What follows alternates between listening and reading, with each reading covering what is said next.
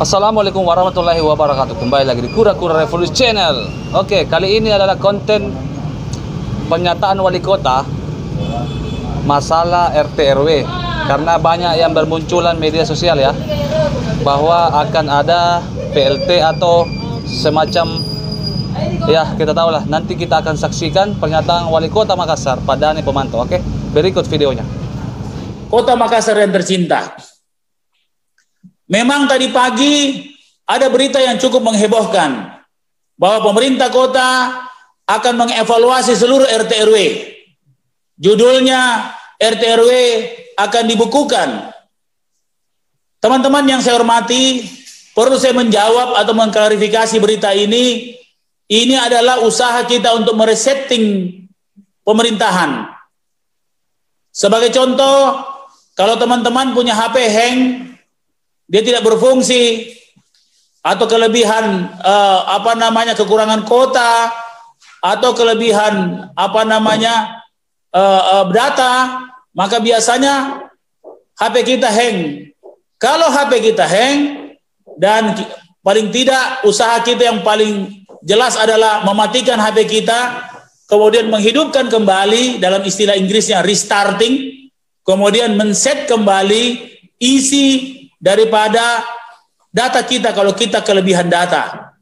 Kalau kelebihan data pasti ada data-data yang dibuang, ada data-data yang tidak dibutuhkan, ada data-data yang tidak kolaboratif, bahkan ada data-data yang sudah terkena virus. Begitupun kondisi RT RW. Maka dengan itu izinkan minggu depan setelah berjalan di Makassar Recover, saya akan melakukan resetting RT RW, yaitu secara keseluruhan dengan peraturan yang baru, yang sebelumnya lurah mengangkat RT RW, maka saya akan merubah bahwa yang mengangkat RT RW adalah langsung wali kota Makassar. Ya. Artinya apa? Harkat RT RW diangkat.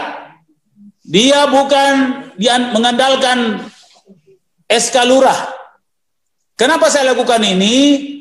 Karena insya Allah dalam waktu yang sama kami akan men-SK-kan Basi Barania menjadi bahagian daripada lokal influencer, orang-orang yang memiliki followers atau pengikut yang tercatat dalam aplikasi kami, yang kami akan men-SK-kan menjadi bahagian dari pembangunan kota Makassar.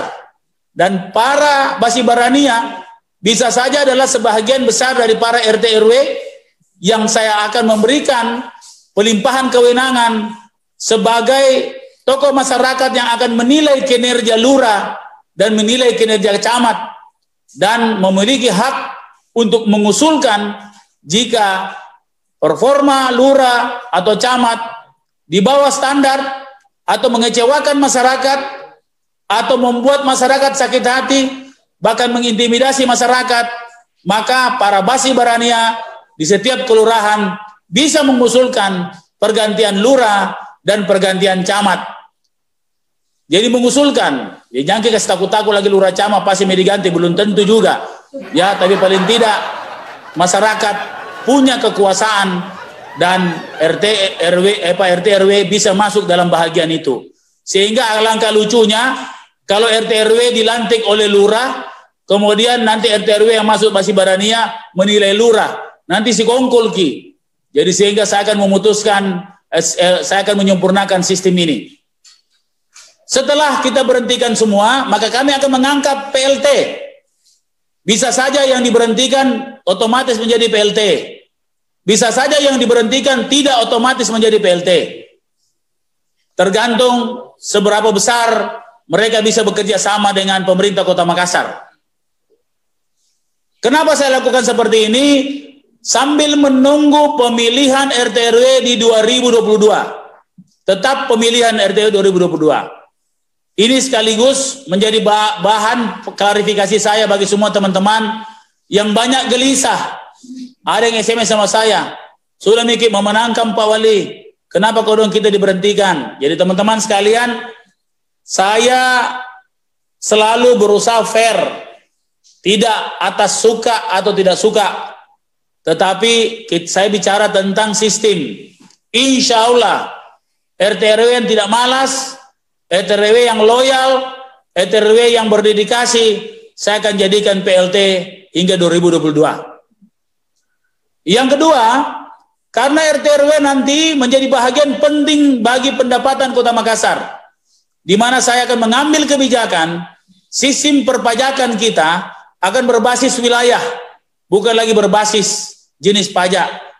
Sehingga RT RW menjadi bagian yang terpenting dalam tonggak pendapatan Kota Makassar. Saya tidak ingin ada RT RW yang tidak bisa bekerja sama dengan pemerintah Kota Makassar.